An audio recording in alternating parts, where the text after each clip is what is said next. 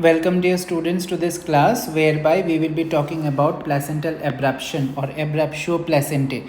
This topic should be read in continuation with the topic of placenta previa, because after reading placenta previa and vasa previa, which are causes of antepartum hemorrhage, next we will be talking about abruptio placentae, which is also a cause of antepartum hemorrhage. So since it is antepartum hemorrhage, so we know that bleeding is occurring, bleeding PV is occurring during pregnancy at a gestation of more than 20 weeks, okay, or at a gestation of more than 24 weeks, that is after the period of viability, depending upon country to country. Before the period of viability, if bleeding occurs, then it was termed as abortion term दिया गया था. लेकिन जब बच्चा viable हो जाता है उसके बाद antepartum hemorrhage होता है, then it comes under APH, that is either it can be placenta previa or vasa previa depending upon placenta is lower down or not. But if the placenta is in the upper uterine segment as usual, then it can be placental abruption. So come, let us see what is placental abruption, what actually is placental abruption. Okay, so what happens is in placental abruption is, number one, suppose this is the fetus, okay, and this is the placenta is located in the upper uterine segment, because of any reason, if there is premature separation of the placenta, if the placenta starts separating from the uterus, okay, then it is called as abruptio placentae. So what is the definition of abruptio placentae? What actually is occurring is, it is defined as hemorrhage or bleeding occurring in pregnancy due to separation of a normally located placenta, a normally situated placenta.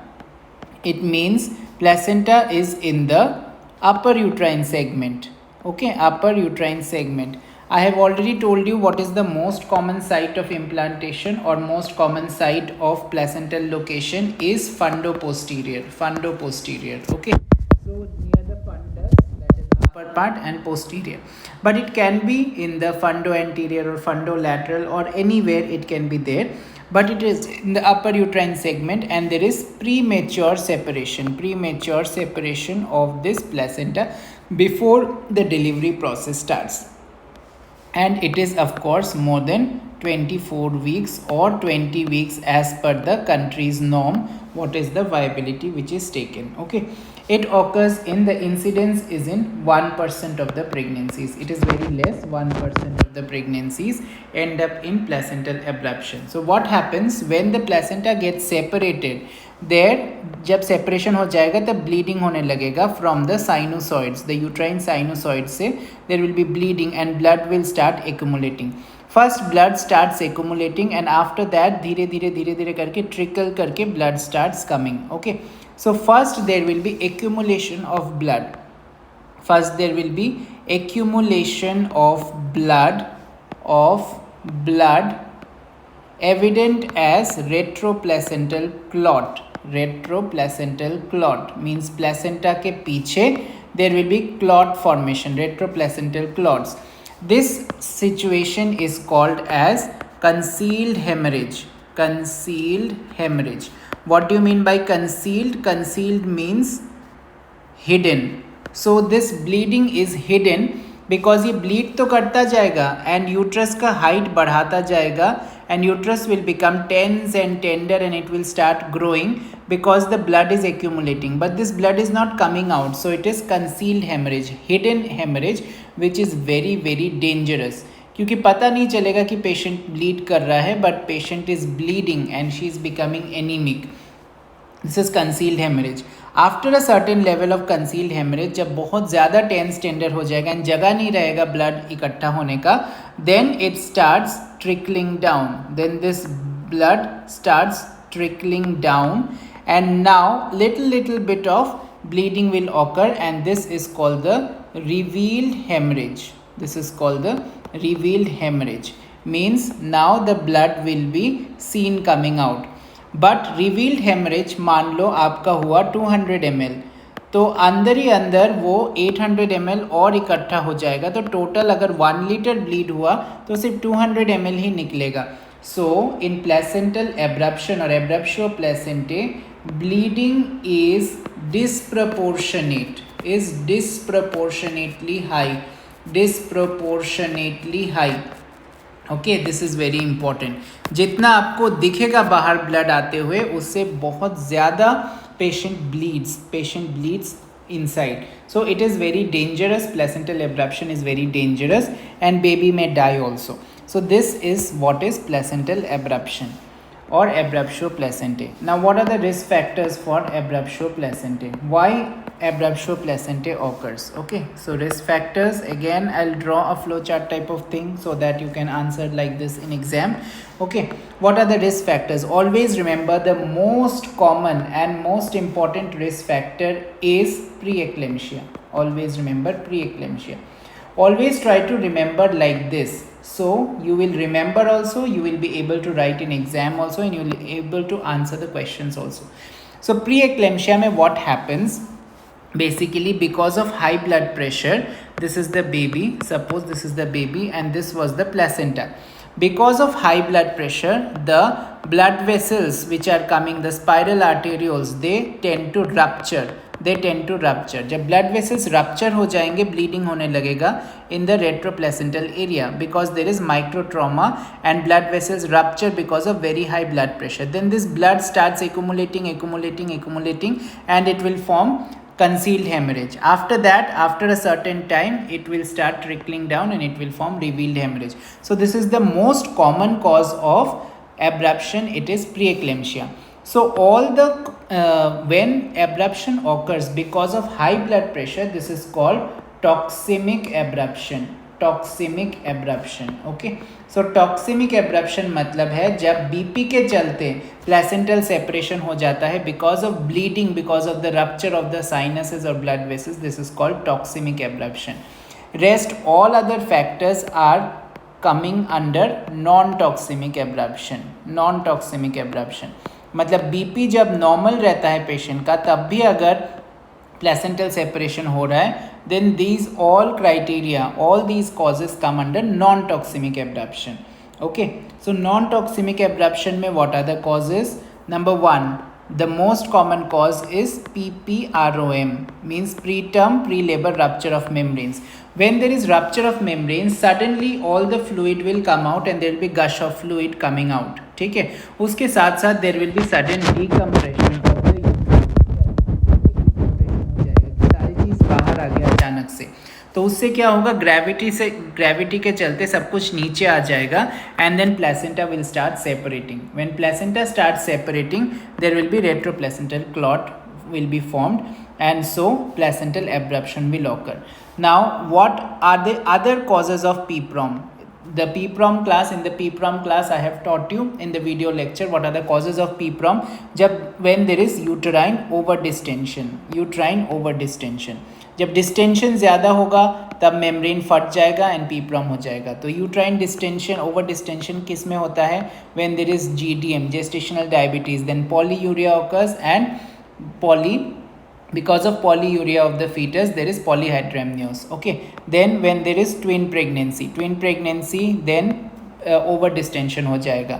Then other causes of over distension can be your macrosomic baby because of other causes, macrosomia because of any other cause. So these uterine overdistension cases can also result in PPROM and in turn they will also result in abruption. Okay, apart from that, other factors can be, other most common causes can be trauma in pregnancy. If somebody falls down and hits the abdomen, then also it will lead to rupture of the blood vessel sinuses and so there will be bleeding and abruption can occur.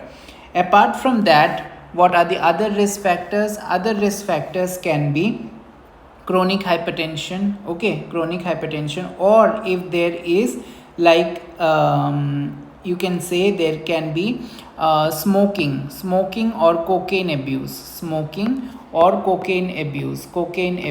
Okay, These can be risk factors because abuses of any drugs can lead to the blood vessels becoming very fragile, and this can lead to abruption. Okay, apart from that, you can have other things like fibroid in pregnancy. If fibroids, associated fibroids are there, and the placenta is implanted, placental implantation on the fibroid, placental implantation on the fibroid, then there can be separation, premature separation of the placenta, which is situated on the fibroid.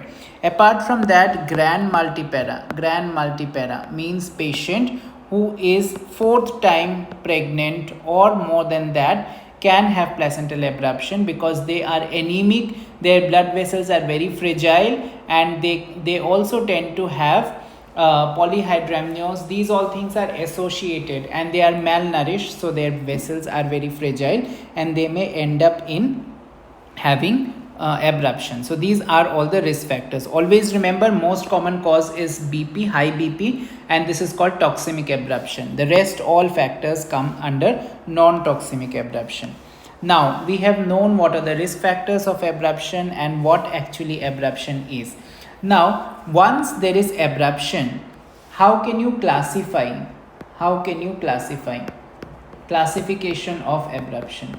So classification of abruption is based on volume of bleeding. कितना bleeding हुआ? Because it is very dangerous condition, because baby का पता नहीं चलेगा कि अंदर ही अंदर bleed होता रहेगा and वो बाहर भी नहीं दिखेगा, but then baby can die because of exsanguination and hypoxia or asphyxia. So the volume of bleeding के basis पे there is a classification called Page's classification. Page's classification is utilized for the classification of abruptio placentae.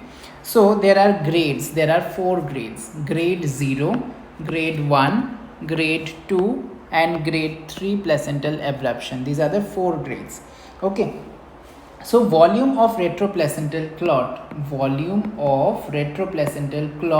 will help to determine which grade is it. Okay. If the volume of retroplacental clot is very minimal, it is very minimal, almost ना के बराबर, थोड़ा सा ही bleed हुआ है, ठीक है, then it is called grade 0.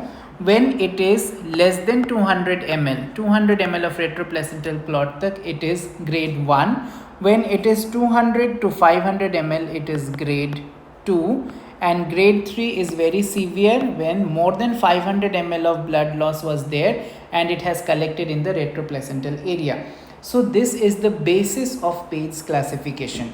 Now apart from that, based on this, क्या क्या चीज़ हो सकता है? Now coming to the other points like uterine tenderness. Patient will have a lot of pain in the uterus because the period of gestation, it is stretching the uterine muscles. So stretching of the uterine muscles because of bleeding will lead to pain, fibers being stimulated. So uterine tenderness will not be there in stage 0 because there is very minimal retroplacental clot, and uterus will be irritable in this case. In grade 1, uterus will be irritable. Pain may or may not be present. थोड़ा irritable सा होगा. Okay. Uterine tenderness or pain is generally present in stage 2, and stage 3 there it is present in severe degree. Severe tenderness is present. Severe degree of tenderness is present, and which leads to tonic uterine contractions. बहुत ज़्यादा uterine contractions होगा and patient will wince with pain. This is the second point, uterine tenderness. Next, coming to fetal heart sound. What will happen to the fetal heart rate? Fetal heart rate will be present and will be normal in stage 0 क्योंकि ज़्यादा bleeding नहीं होता है. In stage 1 also it will be present and there will be no distress. But stage 2 में there will be distress will start from stage 2. So there can be recurrent variable decelerations.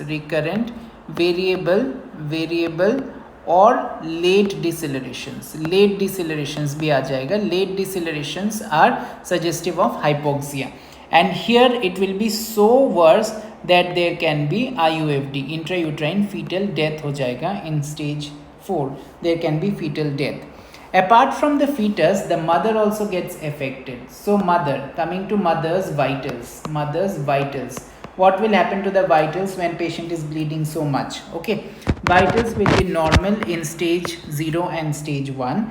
In stage 2, generally patient will be going to shock, going towards shock. Okay, towards shock. That is, patient will start having tachycardia is the first sign that will come, but BP will be normal. But here there will be tachycardia also, and BP will start falling down. So frank shock, hemorrhagic shock, patient will be in frank hemorrhagic shock in stage 3. Apart from that, the complications, like suppose DIC will be absent in first 3 cases, but patient will land up in DIC, that is disseminated intravascular coagulation.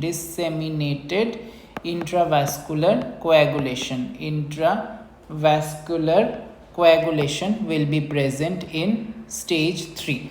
Now coming to the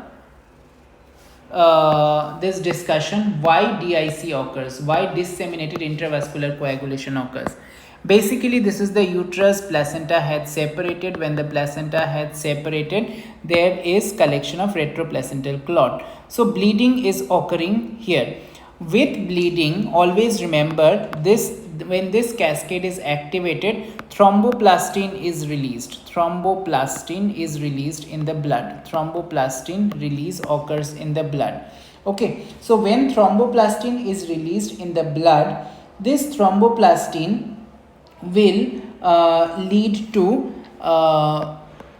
will try to dissolve the clot, because thromboplastin is anticoagulant. It is anticoagulant. So body is feeling that there is a lot of blood clot formed in the body, so it will try to secrete anticoagulants so that the clot gets dissolved. So thromboplastin is released in the body. When thromboplastin is released, it keeps on trying to dissolve the clot, but on dissolving the clot, what happens is body's clotting mechanism fails. Clotting mechanism keeps on failing because thromboplastin is released in the blood. When clotting mechanism starts falling, what happens? All the clotting cascade, that is the intrinsic and extrinsic clotting factor, keeps on dissolving, and then fibrinogen level decreases. Fibrinogen is factor 1. And your prothrombin is factor 2.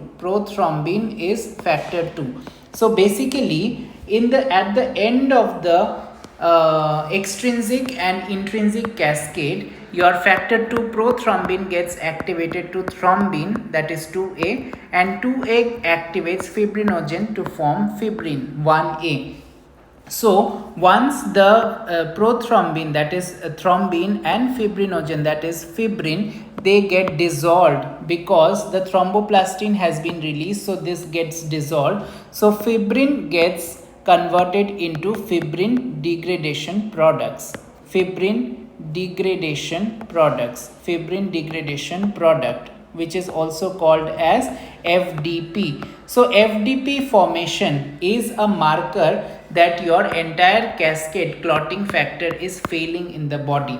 Once the clotting factor is failing in the body, patient goes into a state called disseminated intravascular coagulation, whereby body's mechanism of clot formation goes down. Now this patient will start bleeding from anywhere in the body. Wherever patient will have trauma, patient's body will start bleeding. So if in case patient goes to have delivery, then patient will be having a massive PPH and will end up in shock. So already patient was in shock because patient was bleeding so much in the retroplacental area. Now during delivery, she will again have postpartum hemorrhage, and it will be a vicious cycle, and patient will ultimately die. So abruptio placentae should not be taken lightly. Abruption is a very dreaded complication that can occur. So anytime if you are feeling ki patient's uterus has become tender, tense, tender, and patient is suppose bleeding, then always take it seriously and try to deliver the patient very fast, because if you are buying time and you are increasing the amount of retroplacental clot, then the thromboplastin level will increase in blood and patient will land up in DIC. So the management of abruptio placentae is urgent delivery. Urgent delivery has to be done.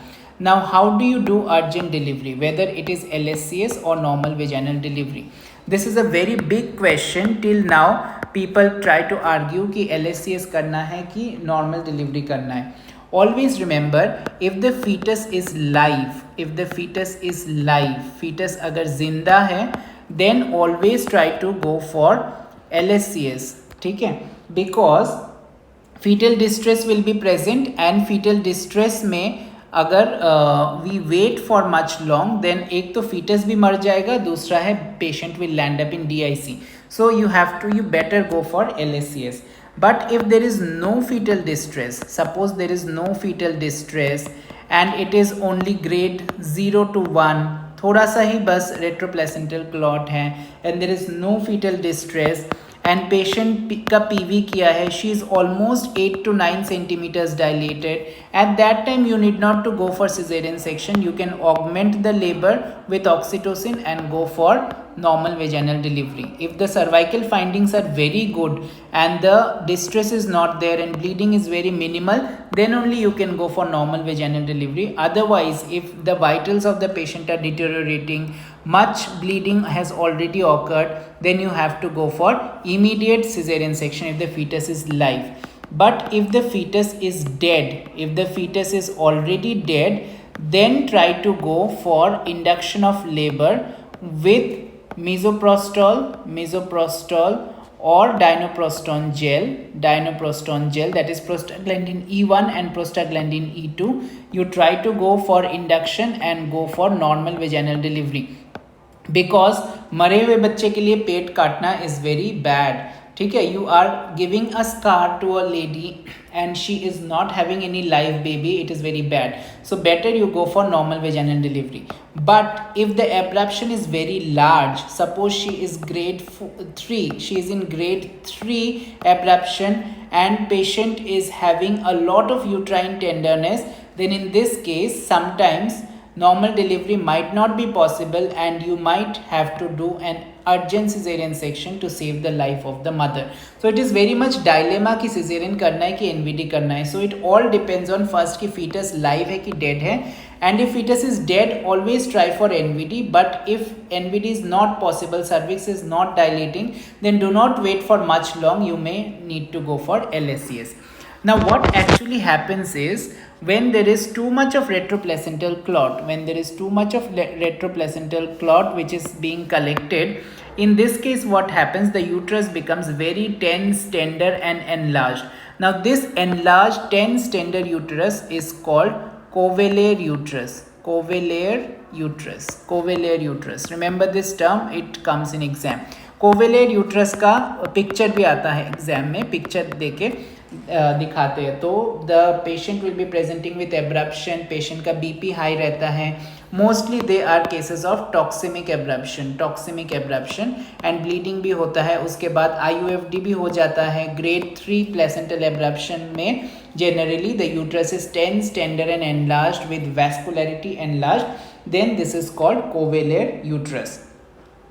Now if you have to write the management of placental abruption, so you will start with the history में patient will have severe bleeding associated with pain, bleeding PV associated with pain and tenderness, uterine tenderness. So these will be the history, and bleeding may be revealed or concealed. So these are the history. Examination में there is classical thing that the uterine size will be more than the period of gestation because blood has accumulated and uterus will become tender. Now these two are key findings which will tell that patient is having abruption. Apart from that, patient will have pallor, and pallor will be more than the amount of bleeding, external bleeding जितना है उससे ज़्यादा parallel हो जाएगा patient को। Patient का BP लेना ज़रूरी है क्योंकि most of the patients will be hypertensive and uterus will be tense and sometimes they will be a sign which is sometimes called the woody hard uterus हो जाता है and there might be IUFD. So fetal FHS, fetal heart rate is present or not, you have to see. Okay, and these are the thing. Now always remember investigations में क्या कराएंगे, all the hypertensive workups, hypertension chapter में हमने जो जो पढ़ा है, all the hypertensive workups have to be done. You have to rule out HELLP syndrome, elevated liver enzymes, hemolysis and low platelet count, everything you have to rule out. Also do a PT-INR. अगर PT-INR normal है then patient has not gone into DIC, otherwise patient might have landed into DIC and there is disseminated intravascular coagulation. Always remember, never give tocolysis.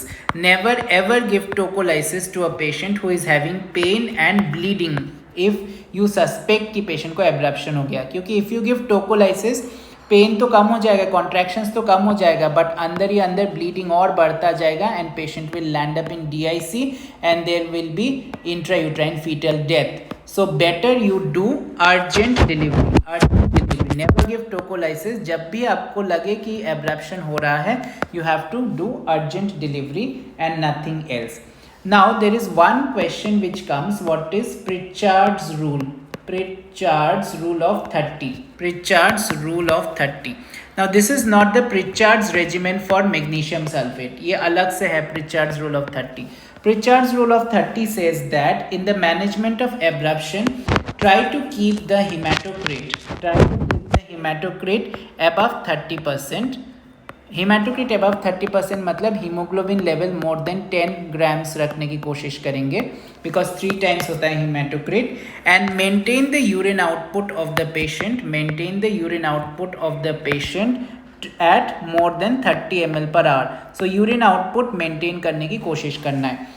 Why urine output? Why is it important? This is because when patient keeps on bleeding inside, when there is collection of retroplacental clot, तो patient का क्या होता है, hypovolemia हो जाता है, because there is a lot of bleeding in the body, concealed hemorrhage हो रहा है. So because of this hypovolemia, what happens? Blood supply to the kidneys decrease. Blood supply to the kidneys will decrease. Once the blood supply to the kidneys will be decreased, there will be renal shutdown. Very important concept I am explaining. Okay, renal shutdown हो जाएगा तो patient will land up in acute kidney injury, AKI हो जाएगा patient को. And long term AKI अगर रह गया patient को, उसके बाद भी if you have not transfused blood, if you have not given enough IV fluids, long time तक अगर AKI रहा, patient will land up in CKD, chronic kidney disease. And once patient has landed up into CKD, patient will need dialysis. So it is such a dreaded complication. तो abruption अगर है, if you suspect abruption, urgent go for blood transfusion. तुरंत blood arrange करके patient को blood transfusion करना है. blood जब तक आ रहे हैं तब तक आप IV fluids देते रहो. Whether you give normal saline or whether you give Ringal lactate, whether you give DNS, dextrose, anything start करो, आपको volume maintain करना है. Because if there is hypovolemia, patient will land up in AKI and urine output will decrease. So urine output, if it is more than 30 ml per hour, try to catheterize the patient and monitor input output. If it is more than 30 ml per hour, it is telling that your kidneys are okay. So always remember, 2-3 चीज़ें आपको देखना है. If you are suspecting abruption, tense tender uterus, always measure the BP of the patient. If BP is high and patient is having severe preeclampsia, BP more than 160/110 अगर है, start IV labetalol immediately so that the BP is reduced. अगर BP reduce हो जाएगा तो bleeding भी कम हो जाएगा. जितना ज़्यादा BP रहेगा उतना ज़्यादा ब्लीड करेगा. Then you start magnesium sulfate so that patient does not go into eclampsia. At the same time you should give IV fluids देना है so that patient does not land up into AKI. Catheterize the patient and measure the urine output hourly. It should be more than 130 ml per hour. And then जल्दी blood transfusion start करना है. Because blood के जगह पे अगर आप fluids देते जाओगे तो पेशेंट एनीमिक हो जाएगा, पेशेंट का हिमेटोक्रिट फॉल हो जाएगा. So Pritchard rule is telling haematocrit भी रेज रखना है, यूरिन आउटपुट भी रेज रखना है. Very very important concept. And always remember कि never let the patient go into DIC, क्योंकि अगर डीआईसी हो जाएगा आपको डिलीवरी के बाद पीपीएच भी हो जाएगा.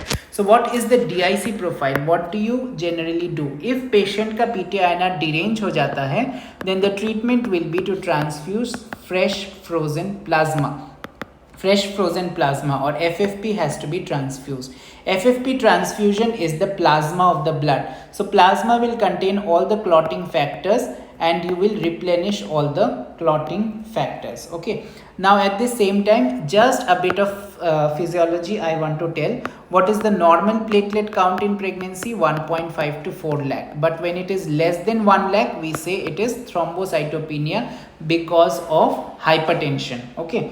Then what is the fibrinogen level? Fibrinogen is basically your factor 1.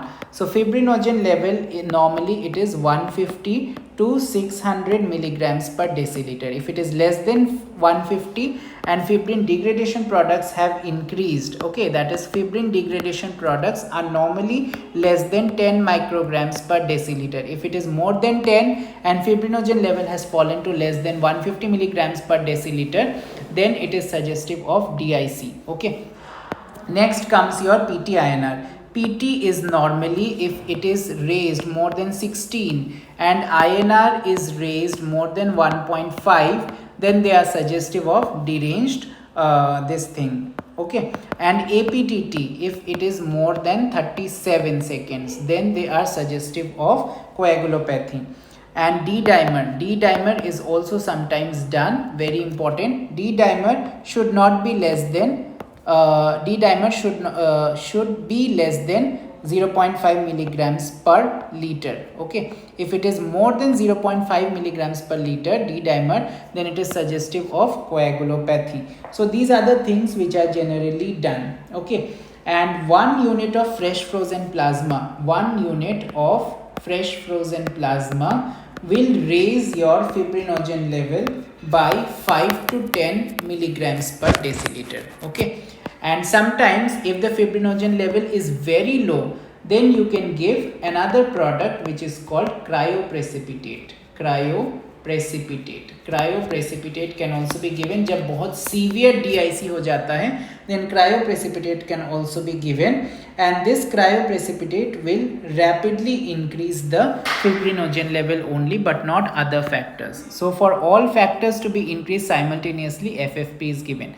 So this is what is important in abruption. Always remember, urgent delivery has to be done. Covalier uterus is something which comes in examination. The grades, Page classification is very much important. Apart from that, always remember toxemic abruption is the most common cause. So BP, blood pressure. So your hypertension and abruption will go hand in hand. Always avoid that patient do not go into DIC.